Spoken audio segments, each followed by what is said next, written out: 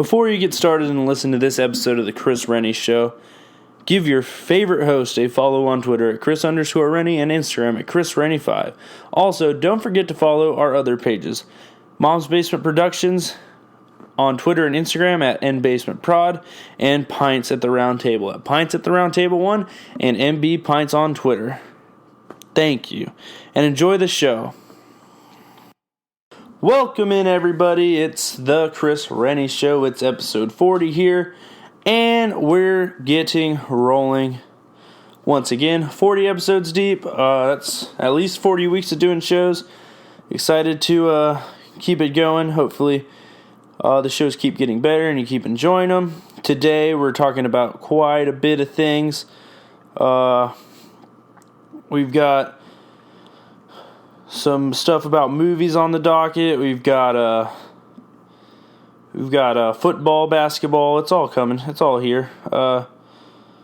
So the Infinity War happened. Thanos snapped his finger after a long, hard-fought battle. It shook a nation. It was one of the few films that altered the way people saw movies. The Avengers have done a great job of formulating a complete universe and mixing in characters that most people besides comic fans wouldn't care about otherwise. You've got characters like Scarlet Witch. Iron Man wasn't big before Robert Downey Jr. played him. He was a second-tier hero. Captain America wasn't very interesting comic book-wise. You go down the list, and, not just in the movie, but in real life, there are some great villains. You have Bill Belichick, Duke, and in a galaxy far, far away, Darth Vader. There are great superheroes. You have Iron Man, Tony Stark. Robert Downey Jr. is a hero. Spider-Man. He's changed lives for everybody. It's a real thing. LeBron. And me. And after witnessing the events of the Infinity War, where all was lost and half the universe evaporated into thin air, there was one great podcast left. And although all the other podcasters unfortunately died, well, I'm still here. So, yes, I did survive the Infinity War, and yes, when Thanos snapped his fingers, I was one of the lucky ones. And unfortunately, and very fortunate to me, there's no podcasters left in that universe, so I am the number one podcaster in the Avengers Marvel Cinematic Universe. So, congratulations to me. Alright, but talking Avengers and all jokes aside, Avengers Endgame released their trailer. They've got a lot going into it. Should be a lot of fun for the movie. If you haven't checked on Instagram, at the M-Basement Prod Instagram and on the Facebook page, there is a show ad, and it's in the theme of the Avengers Have Fallen posters. The Avengers... or Avenge the Fallen posters for the Avengers. It's a great ad. It's cool. And the black and white versus the colored faces shows who lived and died in the Infinity War, and that's where the joke sort of came from, and that's where the idea and why the show wasn't posted at 9 a.m. Eastern came from. So it took me a little bit to find out what font it was, and with some help I found it, I photoshopped it, and now it's an advertisement for me as well. And I'm a little irritated that, Disney and the Marvel Cinematic Universe didn't make one for the one last greatest podcaster. I mean, who else is going to be there talking about it? There's no more Rogan in that universe. There's no more Rooster Teeth. It's all the Chris Renne Show and the Mom's Basement production team. And that's what happened. That's what it is. So I'm a little hurt at the MCU for not including me in the advertisement, but 37 is a lot different than 36, so I understand. 32. So 33 is a lot different than 32, but on the poster, you see Robert Downey Jr., Chris Evans, so Tony Stark, and Captain America. You see Black Widow, Thor, Bruce Banner, the Hulk. You see Hawkeye. You see Captain Marvel. You see Paul Rudd. You see Nebula. You see, I can't remember her name, but the girl from Black Panther. You see War Machine, Pepper Potts, Rocket the Raccoon. I'm trying to think who this is. Can't really see her from the angle. The Wasp from Ant-Man. And nope, she died. And then you see the one guy from, what's it called? And I think, and then you see Jon Favreau's character, the famous driver. And then on the dead side, you see T'Challa, Star-Lord, Gamora, Doctor Strange, Spider-Man. A long list of really important characters. Nick Fury, Loki, Groot, a fan favorite. And in the comic book universe and in Dragon Ball Z, there is a lot of times where some of our favorite characters pass and die by the wayside. So in this movie, what can we expect? So I have not seen Captain Marvel yet. I was saving my watching until Endgame gets a little closer. It's going to be a $4 gateway movie night for me when I go see it finally. But over the past few weeks, I've been real busy with school, and as the semester comes to an end, I'm going to need a little movie watching to go relax, get some popcorn, get a nice soda, keep it going. But some interesting plot points I've seen from my readings and from what I've noticed in the posters is that the majority of the heroes left are original Avengers and people who have gone through a lot of struggles as characters in developing. So you look at Black Widow is a survivor. We said that. Thor lost his brother, his father, and Bruce Banner's been battling inner demons ever since he became the Hulk. Will Barton or Hawkeye, he quit the Avengers and went into hiding once the Civil War broke out, but he's still alive, and we're assuming his family passed away, and that's why he's out here being an anarchist hero. Captain Marvel was introduced in her own film and was one of the end credit scenes of Infinity War. The little pager that Nick Fury had was to Captain Marvel. So if you're young and didn't know what that was a pager to Captain Marvel. She is one of the all-powerful beings. I know a little bit about her from my Marvel comic books encyclopedia, but that's about the depth of my knowledge on it. Ant-Man, last time we saw him, he was shrunk down to microscopic size and went into a microscopic world. Nebula was abused by her father Thanos and had to fight Gamora to prove who was truly worthy of being the daughter of Thanos. She was abused and lost the only confidant she had in Gamora. Then you have War Machine, who lost the usage of his legs being a hero, and his friend, the Hawk. Pepper Potts is one of the people who didn't lose her closest loved one, but is constantly been battling throughout it. So all the heroes that are left over are people who have loved and lost in this sort of scenario. They didn't keep the most popular characters. They didn't keep all the best characters, and that's because there needs to be importance to save.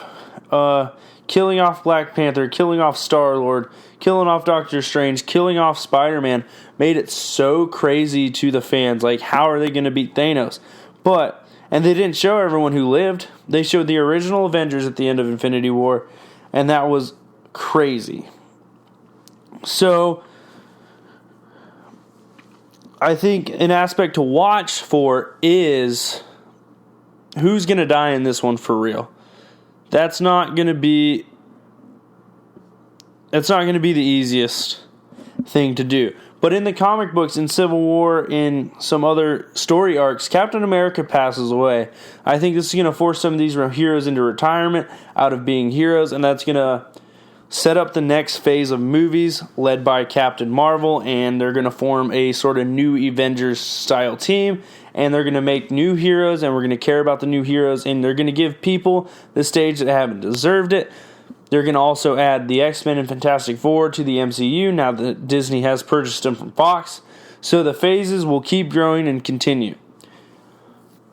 I really hope this isn't the end of the road for Robert Downey Jr. as Iron Man from the beginning of the Marvel Cinematic Universe with that first Iron Man movie. He's been my favorite. Tony Stark is my favorite character in the Marvel Cinematic Universe. Then the Star-Lord's a close second. One's alive, one's not. I can't wait for the new Spider-Man film. So, in some ways they're going to get it back. They're trying not to spoil a lot of that aspect with the Spider-Man Homecoming 2 preview. My favorite part about Endgame is the fact that this is it. A lot of people don't realize it. This is it. This is what we've all been waiting for. Since the first time we saw Thanos sitting on his giant chair traveling through the galaxy trying to find the Infinity Stones. This is it. I cannot wait. It's a 3-hour runtime, so definitely got to clear your schedule for it. I'm not going to be an opening nighter. I'm going to wait a little bit. I'll be staying off Twitter and Instagram and Facebook for a couple days, so I don't see people talking about it. I will probably see it at an early time, a couple days after the release. It's a 3-hour runtime. I just said that, but that's a lot of time. That's a lot of movie. And I'm really, really ready to be engaged in it throughout the whole time. Alright, but now that the Endgame is over and that we've gotten through that discussion, it's time for another Endgame of sorts. And what is the Endgame? We're to the NCAA tournament. We're in the Sweet 16 now. Hopefully your brackets are doing well. Let me actually check who's leading the Mom's Basement Bracket Challenge right now. There are 2 people who are doing exceptionally well, and then there's me, so we'll worry about that later. Chipotle Fan 1, 570 points with 1,690 to go. And then CR 505436 is number 2 on the list. As you all know, the winner of the brackets this year will get a free shirt. Mama Doesn't Know, doing pretty well. Shout out to Mom. I know it's her because she picked Michigan as a champ. Unfortunately, that's not going to happen, so we'll see how the rest of it goes. My brackets are 19 and 21. But looking at it, there's not really anything of the NCAA tournament I want to watch. I'm obviously going to be engaged in the Sweet 16, although my bracket has gone to the wayside. There's some games to watch in Florida State, Gonzaga. Gonzaga has made it this far a bunch of times and has fallen out of here a bunch of times. Purdue, Tennessee. Carson Edwards is having a great tournament, and it's been overshadowed by some other performances of Ja Morant and Zion Williamson. Oregon's been a 12 seed, but a team that struggled throughout the year due to injuries and health. I think Oregon is a team that could give Virginia trouble. They're a fast-paced, up-tempo, offensively styled team. They shoot for real. And I think Duke, Kentucky, and UNC are all reasonable Final Four teams. So, with it all being said, there is one thing that has been talked about so much this past week, and I want to touch on it a little bit. So, there was this player in the 2018 recruiting class. He was a basketball player. He was the 7th best player in the country. But he was a viral internet sensation. He was from Spartanburg, South Carolina, and played for his local high school. His dunks have been unbelievable. His development has been great. And he's put on some legendary performances. And his value as a brand and as a basketball player have skyrocketed since the first time he set foot on campus at Duke. And if you don't know who I'm talking about, it is a 6'7", 285-pound monster with explosiveness only rivaled by a young LeBron James. It is Zion Williamson. And the question posed this week was posed by Paul Pierce when he said that Zion Williamson is a top 50 player in the NBA right now if he's on a team. And I had watched pundits talk about it, and I really wanted to give this some thought. So, top 50. Who is the 50th best player in the NBA? Probably some guys who don't really make much difference when it comes to winning. A guy like, I don't know, I want to say, let's think about it, like, it's going to be a power forward who rebounds, a gadget shooter, there's a lot of players in the NBA. And I want to figure this one out. I've got the power forwards listed, but in the NBA right now, the 50th best player, according to AT&T.net. Where is the list? We got to go down. All right, we're scrolling to the bottom. Number 50, Aaron Gordon.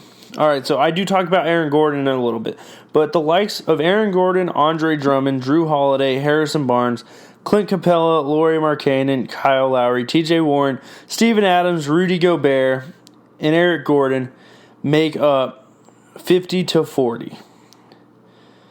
So I know Zion's a rookie. I know Zion hasn't played an NBA game yet. But you can't look at the 10 players I just named and think, wow, I want to start my franchise with those guys.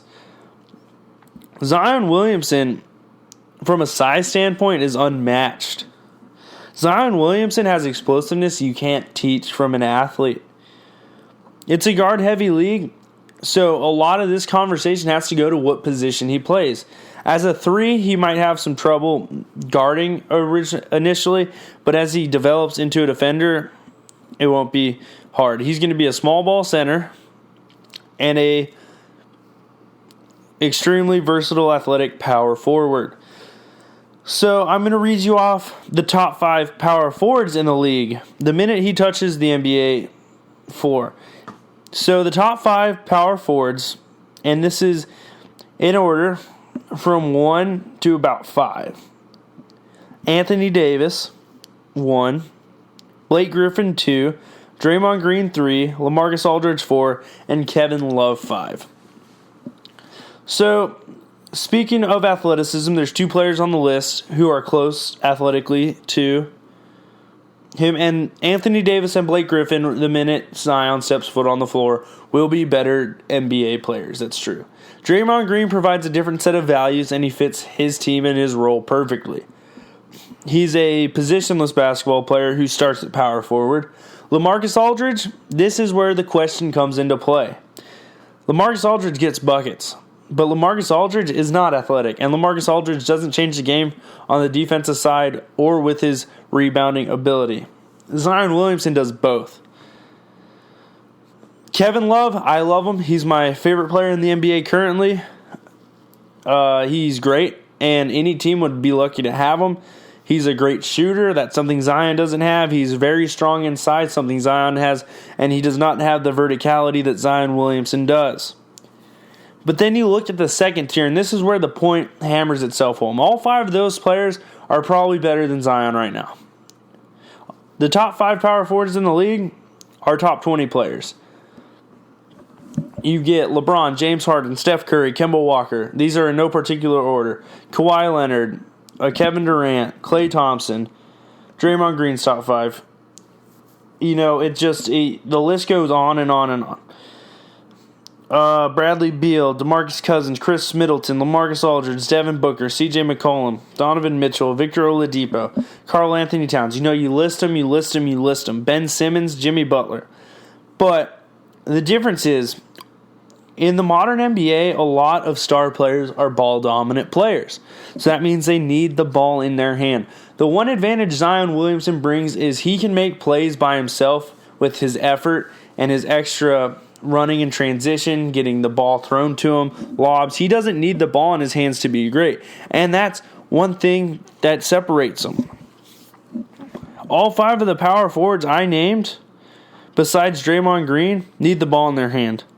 And then you go to the second tier with Julius Randle, Paul Millsap, Kristaps Porzingis, Tobias Harris, and Dario Saric, and you don't think that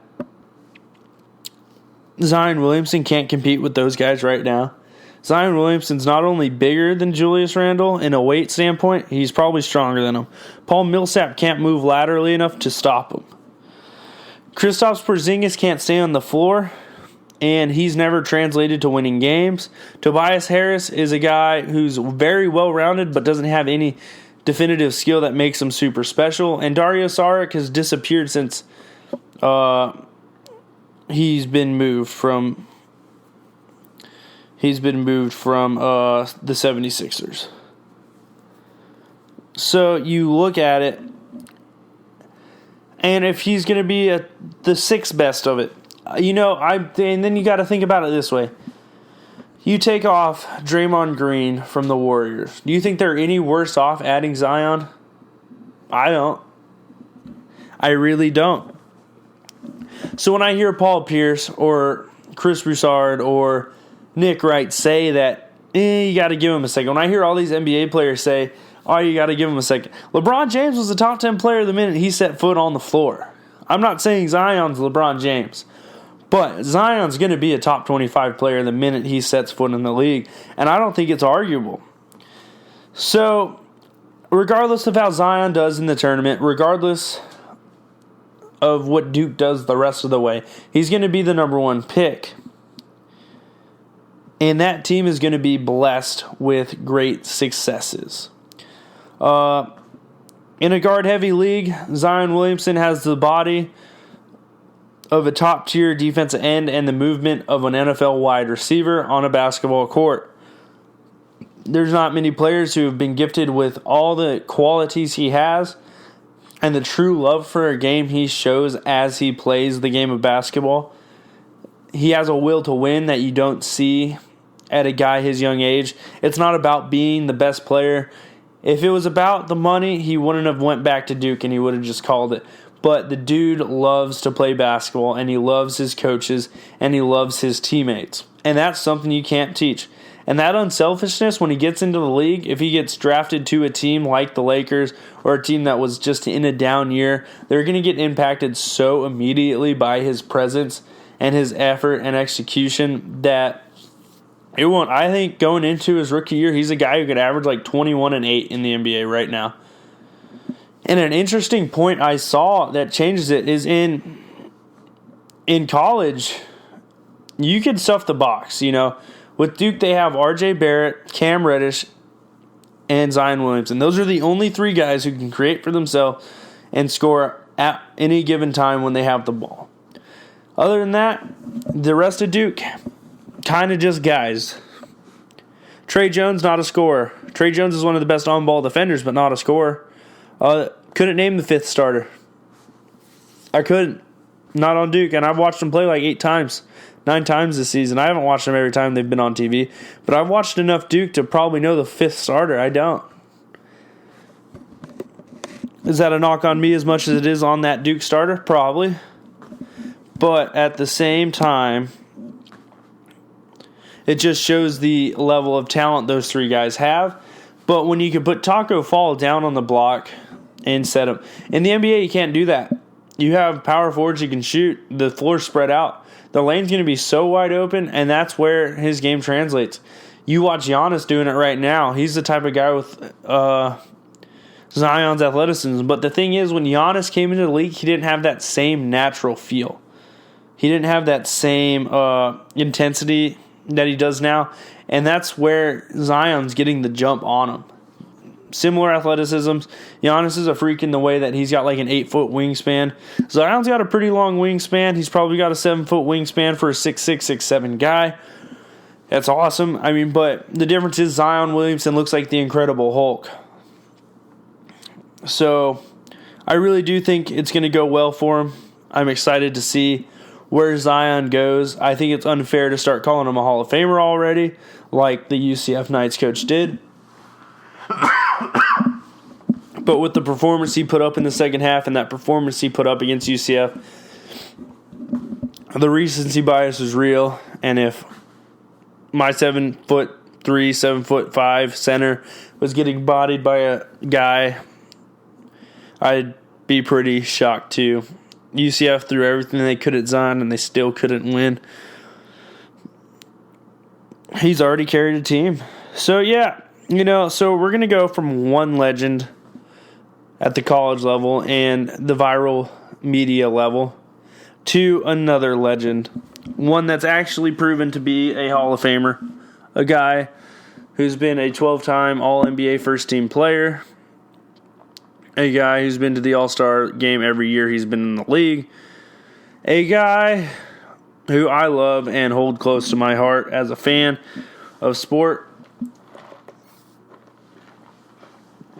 That player is LeBron James. Now, the year the Lakers and LeBron had was not great. No, it did not exceed expectations. So, as a Lakers fan, there's a lot of hatred going towards LeBron and why he couldn't win. But there's a lot of problems. And I've talked about some of those problems on a previous podcast.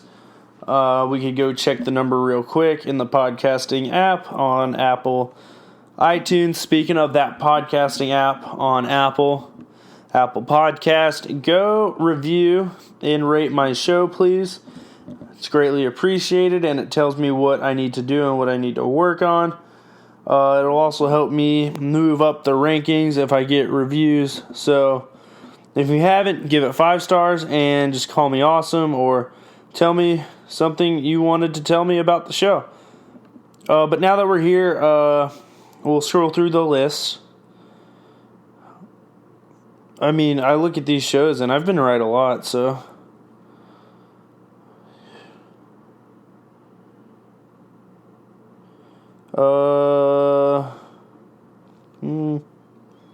Yeah, Tinseltown Trouble. The Millennial Problem. It's episode 37, so if you want to hear about the Millennial Problem and the mercenary contracts, go to that. Today we're going to be talking about more of what's going to happen to the Lakers next. So to start, we got to look up the Lakers draft lottery odds.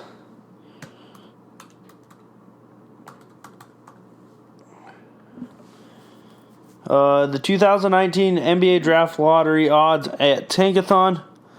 The Lakers officially have the 1, 2, 3, 4. They have the 11th best chance of getting the number 1 pick. That's fine. 2.5.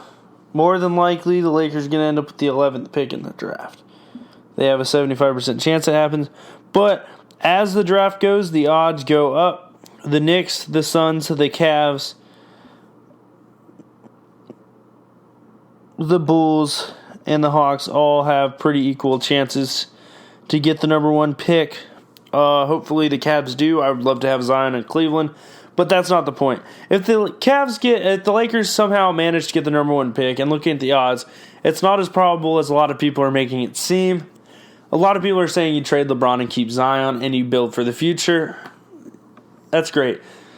I keep Zion, I keep LeBron. What's the point of giving them up? You lose JaVale McGee's contract, you lose Rondo's contract, you get rid of Lance Stevenson. A lot of these veterans who have been causing problems, they already got rid of Michael Beasley, getting rid of Ivica Zubac, watching D'Angelo Russell and Julius Randle all succeed. Zubac's going to make the playoffs in LA, but on a different LA team. I think that's crazy. That shows how great of a coach Doc Rivers is. So, throughout this Laker talk, we're going to talk the draft lottery, which I already did. They're not probably going to get Zion, but if they do, keep it. We're going to talk about Lonzo Ball, the young core's need for maturity, and what coaches can take over for the Lakers and lead them to the promised land. And I'm going to touch on one rumor that is absolutely horrendous, and the free agents that the Lakers can sign. So, let's get it rolling with the Lakers talk. Losing Lonzo Ball was the first of the crumbling pieces. Lonzo Ball's been out quite a bit his first 2 years, but when he's on the floor, the Lakers are a way better basketball team. Their defensive net rating is 5 points better when Lonzo's on the floor. He takes pressure off LeBron as a second creator and gives LeBron the opportunity to create his own spacing off the ball. And most importantly, Lonzo is a winner. Lonzo understands what it takes to win. Lonzo didn't play at one of the prep academies in Los Angeles. He didn't play at Montverde Academy or Oak Hill Academy across the country. He's similar to LeBron, where they didn't go to traditional basketball powers. But with hard work and determination, they created these lasting dynasties in their respective states.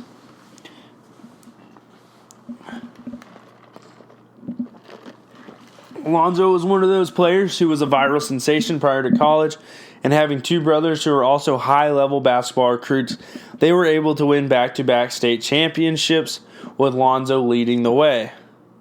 Without him, the little one, he did some very immature stuff at the end of the game against Mater Dei and blew it. Lonzo doesn't have that in him. Lonzo doesn't care about that type of stuff. Lonzo knows what it takes to win. I think that was proven when he cut ties with Big Baller Brand. That was a sad story. They lied. The person who partnered with his dad lied to him, and $1.5 million promised to Lonzo went missing. So the family's broken. That's the sad part. But Lonzo taking control of his own destiny is a big step into mending a relationship with LeBron and making this Laker team become great. Lonzo and LeBron play well together.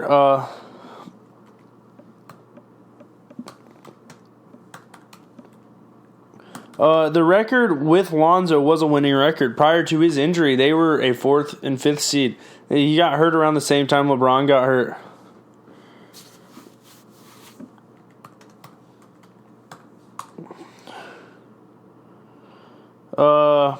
Lonzo's absence really did hurt the Lakers' playoff chances. He missed 13 games, and that was in February. The 13 games he and LeBron both missed. Without Lonzo, those 13 games, the net rating went up 9 points. With Lonzo, it was 106, like I said. Rajon Rondo is not the same player as Lonzo. Lonzo's unselfish and wants to win. Rondo wants to win, but he's selfish about it. It's a my way or highway guy, and that's been evident throughout then. When LeBron and Lonzo were both hurt, the Lakers went 4-9, and that kind of took them out of the playoff race. He's still out for the remainder of the season. I think they're just going to call it, and he's going to come back next year.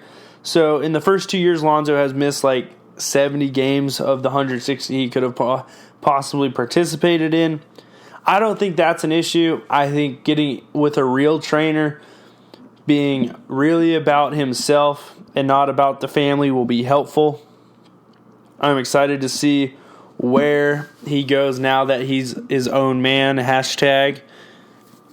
And I think it's going to be a great asset having an independent Lonzo on the Lakers.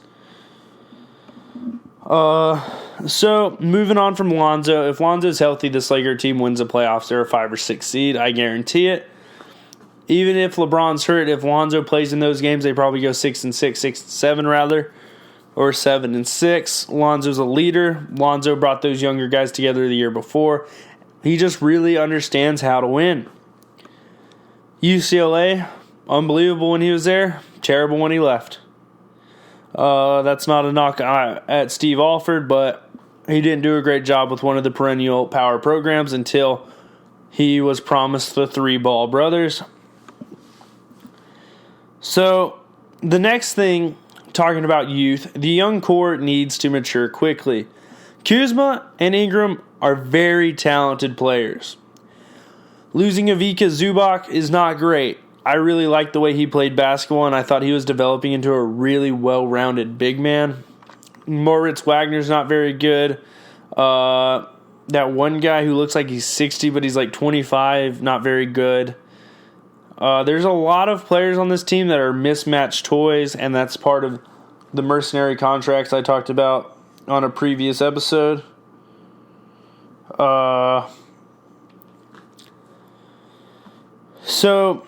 Yeah, they have shown great potential, but often they fall off when things go south, and you can see that in quite a few games, and LeBron wasn't the greatest leader with them this year. So seeing the growth of these players is the next step we need to see in the future.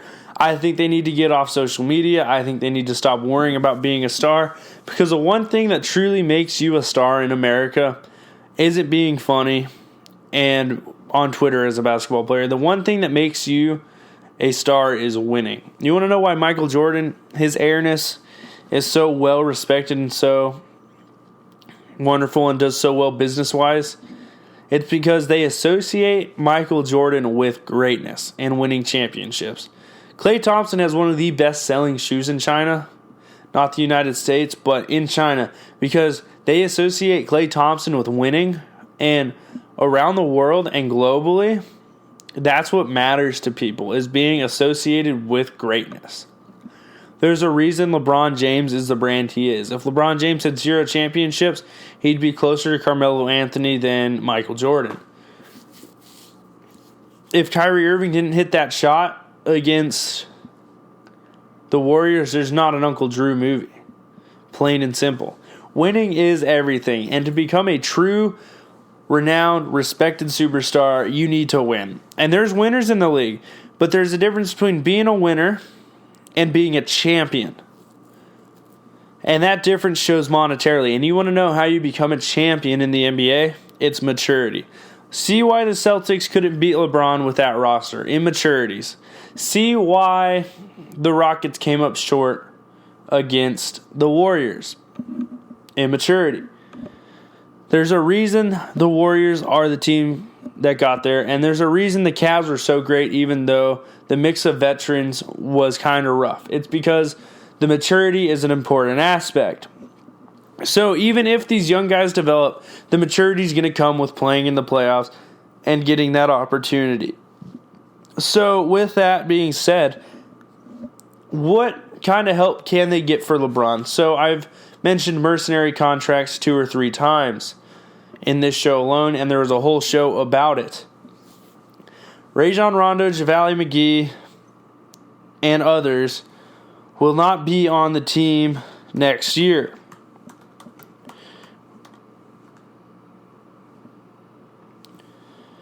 So, with it, you look at who will be there.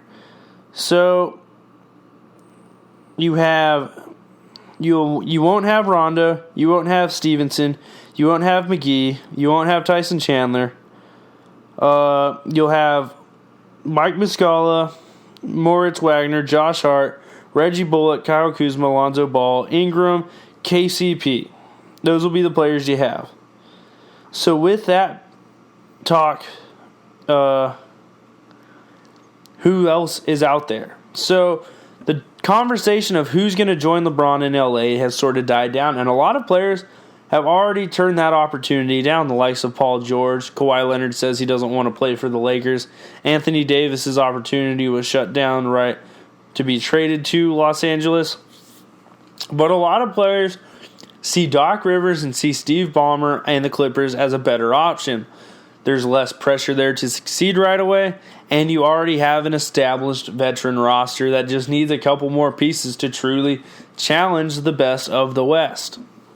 They've done it this year with a bunch of mismatched toys. And if you add a Kawhi Leonard or a Klay Thompson or a Kevin Durant to the Clippers, they instantly become a title contender.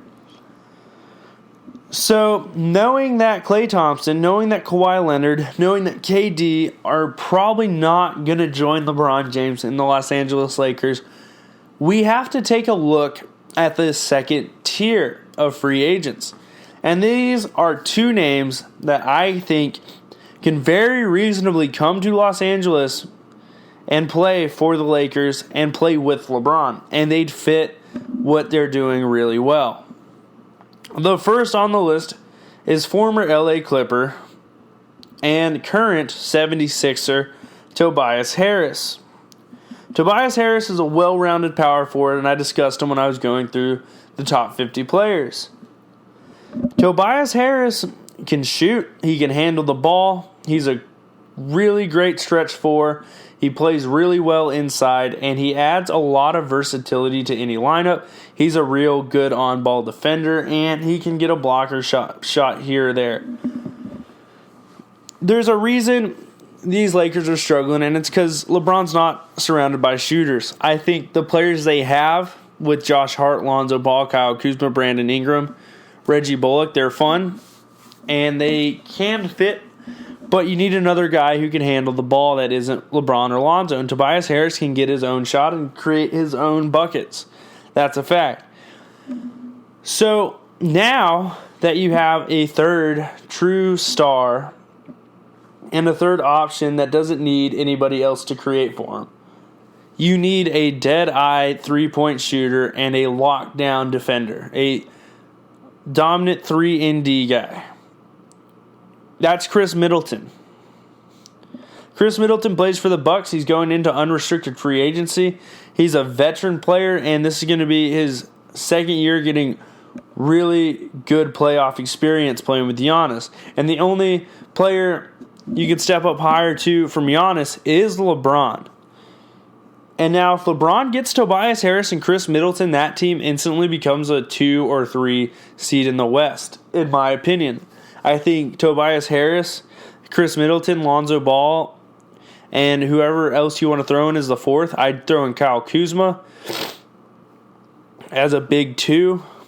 I think it would be, you need a center. That's true. You'd go Lonzo, Chris Middleton, LeBron James, Tobias Harris, and a center.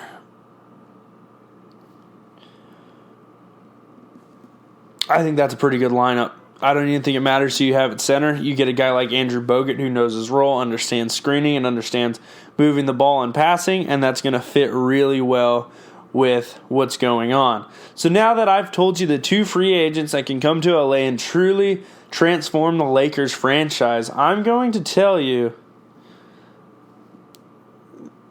the coach they need. Rick Carlisle was the name that was thrown in today, not leaving Mark Cuban, not leaving Dallas. He's too comfortable there. Luka Doncic, Kristaps Porzingis. Yes, I know I don't believe in them fully to be champions, but Mark Cuban's willing to spend money. Luxury tax won't be an issue. Harrison Barnes is a veteran player, and Rick Carlisle likes his situation. There's not much you can argue there. So you get Tyronn Lue, Jason Kidd. Those are the 2 big ones. Mark Jackson is one that all the players would love to see get another job, and a lot of the analysts would love to see get a job again. I think you need to throw Eric Spoelstra's hat in the ring. I think it's a long shot, but I think he can. I think when you go to the college level and see some of those coaches in college, the only 2 there's only one I think LeBron would truly respect, maybe 2 in Calipari and Mike Krzyzewski. Those 2 would be the only ones LeBron would respect from that standpoint. So, I think all in all, they need to. I think Ty Lue is a great fit. He's the clear favorite right now. I think he understands coaching LeBron and what to do. He was really good at getting the best out of the young players in the playoffs last year, in Jordan Clarkson and Larry Nance Jr. I know it's a tough coaching job coaching LeBron, but Tyronn Lue would be a great fit for the Lakers. Yes, it's underappreciated the work he did in Cleveland, but he was going up against a juggernaut, and he had the Cavaliers fighting until their very last breath. I think it's a great fit, and I think if you stop letting Magic Johnson and Rob Pelinka make decisions and get a real GM and let Magic Johnson be a hands-off president, because Magic Johnson is not Jerry West. As you can see, he gave up a lot of players for nothing. I think it's time to truly let a general manager take over and do what they need to do. The Lakers have been played. I think Jeannie Buss needs to keep her mouth out of what's going on in the basketball aspects. I know she has a vision, and her vision is to be Laker friendly, but it's not a championship vision. And if you have LeBron, you don't have time to waste. Yes, you're going to own the team after LeBron, and I know you fell on hard times after Kobe Bryant, but that's not something you can be scared of again. When you have a player like LeBron James, you need to aim for the top of the mountain as fast as you can and be like Elon Musk and shoot a rocket into the air. The Lakers have the young talent locked down for quite a while. Now, if they had Chris Middleton, Tobias Harris, and a real NBA basketball coach, they can really become that championship level team LeBron expects it to become. I'm going to take a quick break, rehydrate a little bit, but I'll be back in a minute to close out the show. MLB opening day tomorrow, so we got to make some picks. Thanks for listening this far. Whether it's LTL, FTL, expedited shipping, if you need your stuff moved across the country or moved across the world, FreightSaver is a place for you. Go to FreightSaver.com and get a quote today. What's up, everybody? It's Chris R. from Pints at the Round Table. It's also Christopher from the Chris Renne Show. But if you haven't yet, give our social medias a follow. Follow Mom's Basement Productions at MBasementProd on both Instagram and Twitter.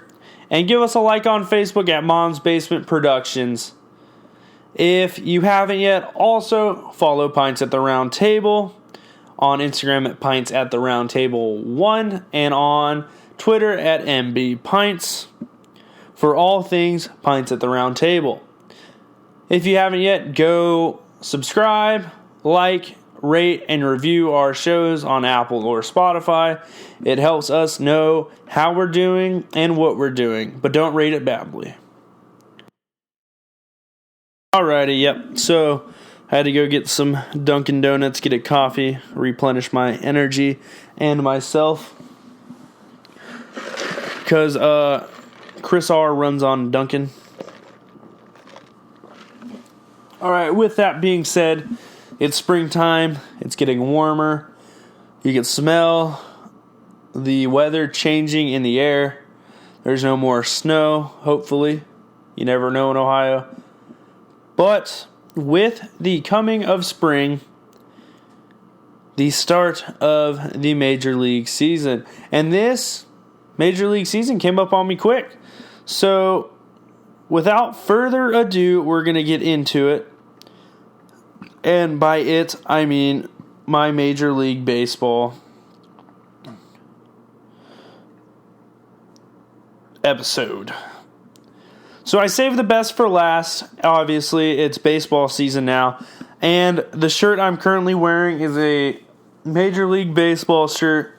Indians American League, established 1901. If you have any questions about who they are, just type in Cleveland Indians in Google and they'll tell you the story. So, as the MLB season comes and free agency ends and the moves like Manny Machado and Bryce Harper have been made, free agents have been signed, there's new players on teams, it changes the landscape of the league itself. As free agents move and free agency creates different parodies in the league and different stories, it's time to figure out the day before the Major League Baseball season who's going to win the divisions and who's going to win the World Series. All right. So I'm just going to go through my picks to win the divisions. I'm going to tell you a little bit about their rosters and why I think they are going to win it. Some reasons are based on statistics. Other reasons are based on gut feeling. Both are very big aspects of the sport of baseball. So I'm going to start, and you guys are going to call me a homer, but in all honesty, I think I'm a realist. The AL Central, once again, will be won by the Cleveland Indians. I'm going to get this one out of the way first. If you look at the league from top to bottom, the Indians' pitching staff is by far and no doubt the best. The Indians' pitching staff has 5 guys who can be all-stars this year alone. Corey Kluber, a former Cy Young winner. Trevor Bauer was a Cy Young front runner before he took a line drive to the ankle. Carlos Carrasco has some of the nastiest stuff in the American leagues. Mike Clevenger has turned into one of the best pitchers, and he was one of the guys who hit 200 innings last year in the Indians starting lineup. Shane Bieber was a rookie last year. You see Santa Barbara go banana slugs. Shane Bieber is great. And then you have the sixth starter, Adam Plutko, who is also a really good pitcher. And they're going with a six-man rotation that's going to save arms. And if they lose a guy to injury, they have Danny Salazar in the bullpen coming back from injury. Before I even get started on who is in the bullpen, who's in the field, I got to talk the bullpen. Our closer's Brad Hand, an offensive or a guy who's been great through the first part of his career. He lost a lot of his youth years in San Diego, not winning, but he's got a powerful arm, great stuff, and a huge breaking curveball. Adam Simber's one of the gadget guys with a weird, different release. Tyler Olson's a power lefty. Dan Otero's another sort of sidewinder thrower. And you got Neil Ramirez, who came on big at the end of the year, and Oliver Perez, who's a big left-handed pitcher. So, right now, at first base, you probably have Carlos Santana. He's a DH. In left field, Jake Bowers is the starter. Jake Bowers is the guy who can play first. DH, they acquired him from Tampa Bay. Leonis Martinez, healthy. He had a serious health issue, and he was a big loss when it came to the postseason. Tyler Naquin's the guy penciled in to start in right field to start the year. And the best player, Jose Ramirez, is coming back for more after one of the great years. You're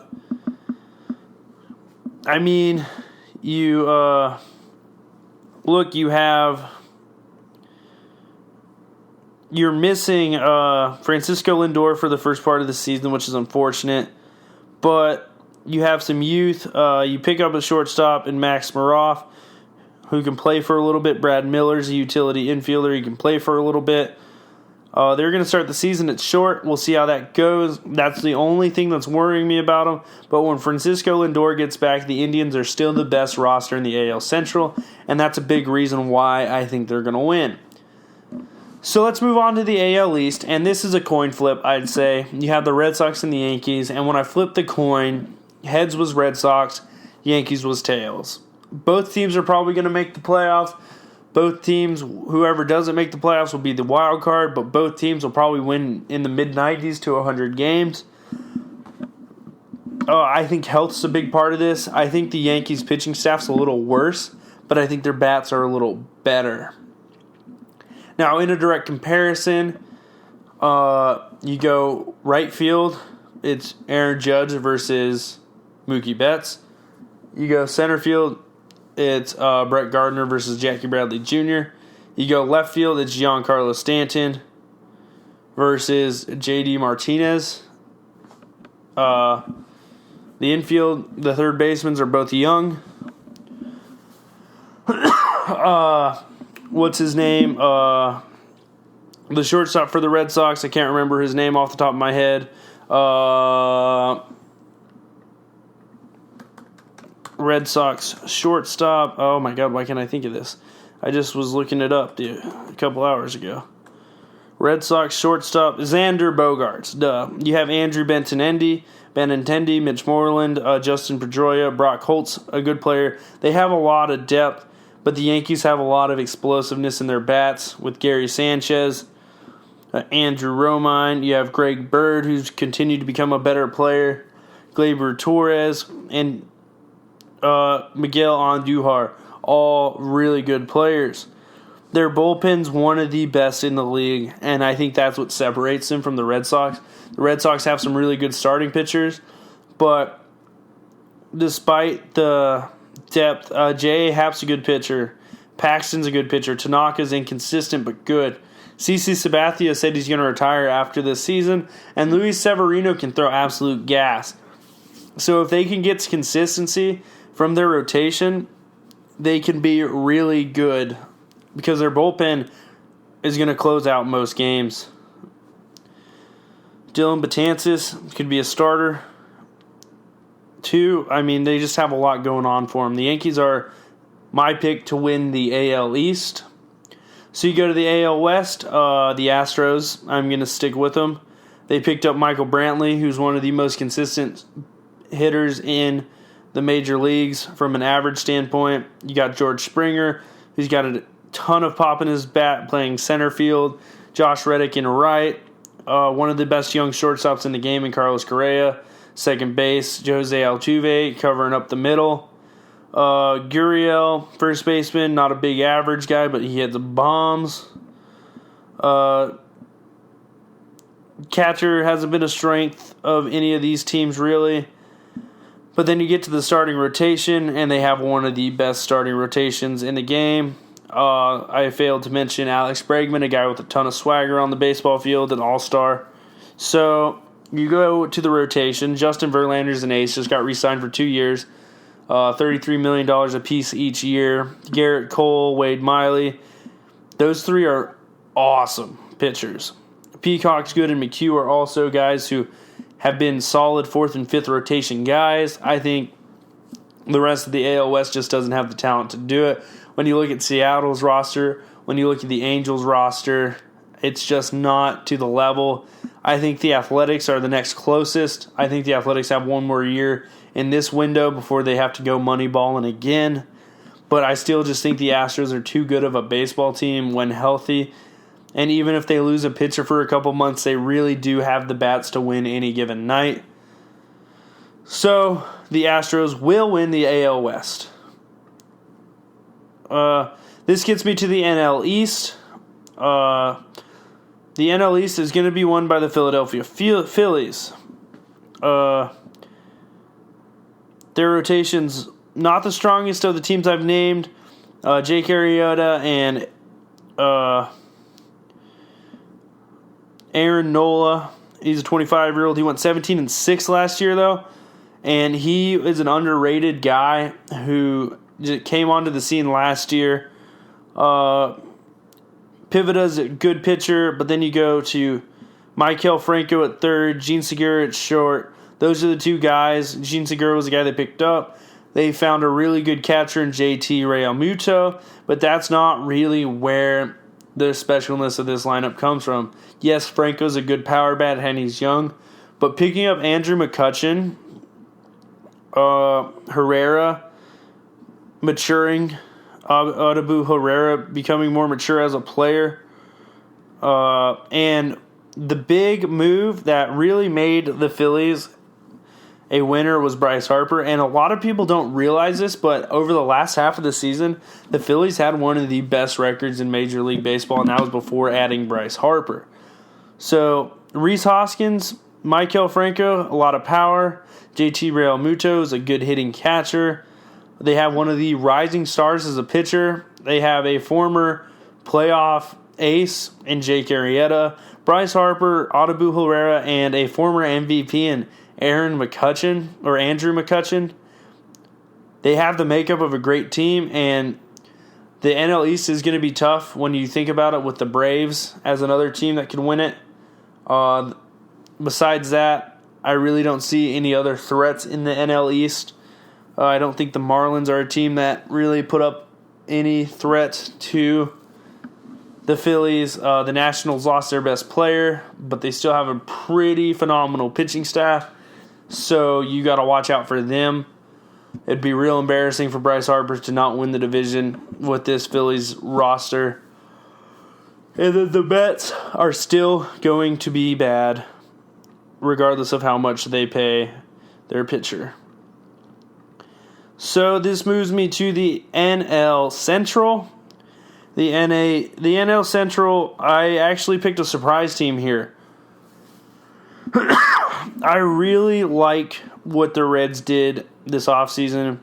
I think they're a team that you shouldn't really be surprised if they end up being a pretty good team. They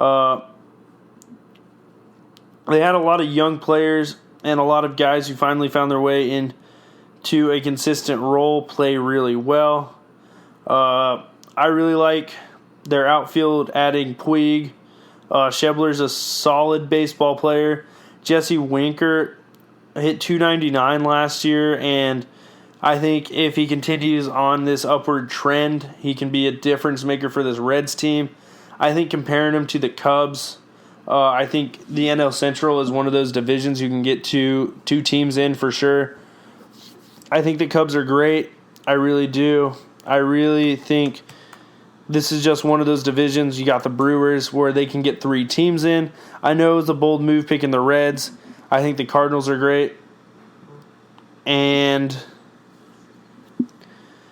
I really think this is the toughest division, but there's just something about what's going on in Cincinnati. Getting Castillo, their ace, he's going to be good again. Hopefully he steps it up from last year. He didn't really have ace stuff going, but he's got a ton of tremendous upside. Sonny Gray, adding him to the Reds rotation, he's a guy who's been one of the best pitchers in the league and one of the most inconsistent starters in the league. So if this team all comes together and plays the way they're capable of, they have guys with playoff experience. They have guys who have been there before. They have guys who have done that. They have a perennial all-star in Joey Votto, a pretty decent bullpen. They have the best power-hitting pitcher in Lorenzen. If you don't know him, look him up. The dude is jacked. I like their makeup. I like their roster. I think there's enough here to win the division, and if not win the division, I think the Reds will be a wild card team. But looking at the NL Central, it's going to be tough, but I do think the winner wins 92 games. I think it's all going to depend on health. I like the Brewers. I don't think the Brewers have what they need to win it again and go back-to-back. I think the Cardinals are still a year away. I don't think the Pirates are really in the conversation at all. And you can't count out Joe Madden. So this was the toughest division to pick, so I sort of picked based on what I wanted to see happen. I'd love for both the Ohio teams to make it to the playoffs. But we'll see. The Reds are my pick. That was the only one I wasn't fully confident in. And the last division, the LA Dodgers.